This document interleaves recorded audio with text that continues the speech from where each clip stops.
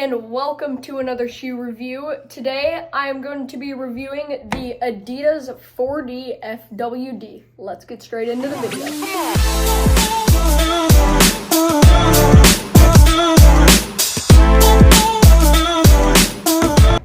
Alright everyone, so this is on the line of one of Adidas' somewhat new concepts known as 4D. Although unlike Ultra 4D, I would say they're not much closely related to the Ultra Boost, which I have right here. But I would say they're more closely related to Adidas ZX, but not really. On comfort level though, they're definitely more closely related to the Ultra Boost because they are extremely comfy. And that's what we're going to talk about next, comfort. So right here, this is not that squishy. If you look right here, it's not near as squishy as the Boost and other ones of Adidas shoes.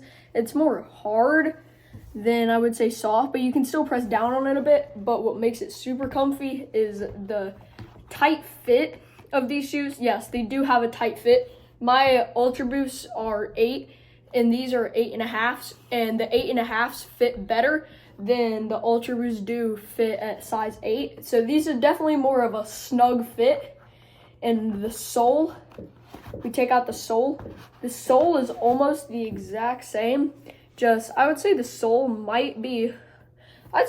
is more comfy, and the inside is also very comfy. All right, everyone, so next we're going to talk about purpose. Now, what would you use these shoes for? So these are listed on Adidas's website as running shoes, and they definitely are. These are really good to run in. If you see, if I'm wearing them, they kind of bend right here, and then they shoot you back forward. And also, since they have a tight fit, they also make sure that these shoes are not sliding anywhere. And also when you land, it's very padded, and also it's pretty quiet, I would say, compared to other Adidas shoes. And also the back is a lot taller than other shoes, so if your heel slides up, it's also kind of like slanted. I don't know if you can see that in there where it kind of closes in. If your heel starts to slide up when you're running, it just goes back down because it can't come up.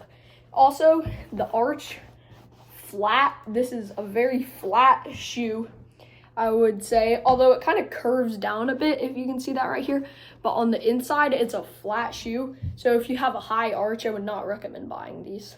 Also, the 4D sole also gives sort of a spring effect, so when you're running, it bounces you back up, and it's very good.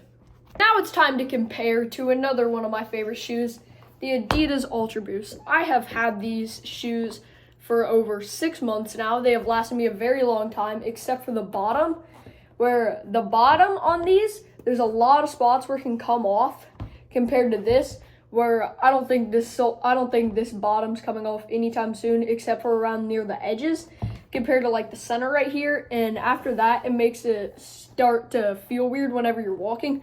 Also, I like these shoes better because Ultra Boosts, they have this hard part right here, where if you scuff it up, it's very sharp. And I've gotten a few cuts on my leg from these hitting my leg when I'm walking, and that sound compared to where it just sounds more bouncy. And also, these have a much looser fit, and you can see that these are actually almost the same exact size, just these shoes are longer, but these have a much looser fit. So if you want a looser shoe, I would recommend buying the Ultra Boost, and if you want a tighter shoe and also a better running shoe, I would recommend buying the Adidas 4DFWD. Also, I would expect these laces to hold up better because they are more of like a cylinder compared to these flat laces where the edge, where the top has came off, compared to these where I think it's going to be a while before these tops come off, and it makes it very hard to tie your shoe.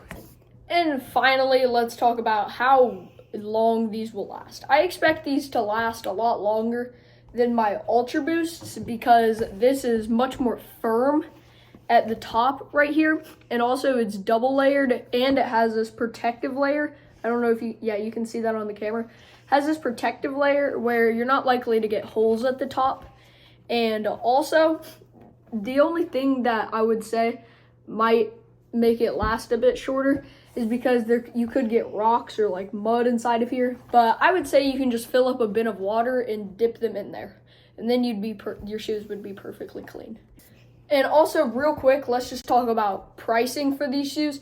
These shoes normally cost $200, which is $20 cheaper than the Ultra 4Ds, which cost $220, and about $10 to $20 more than Ultra Boost's normal, which costs between $180 to $190. But you can also get Ultra Boost that costs $200.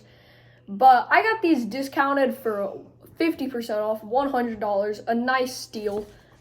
And yeah, I would say they're well worth that price. Maybe not the $200 though. I don't know if I would pay $200 for these, but I think I would definitely buy these shoes again. So thank you so much for watching this video, guys. I hope you enjoyed it. If you want to see another shoe review, click right up here. And if you want to subscribe to my channel, click right up here. And make sure to like the video. Any questions you have, you can put those down in the comments. And bye.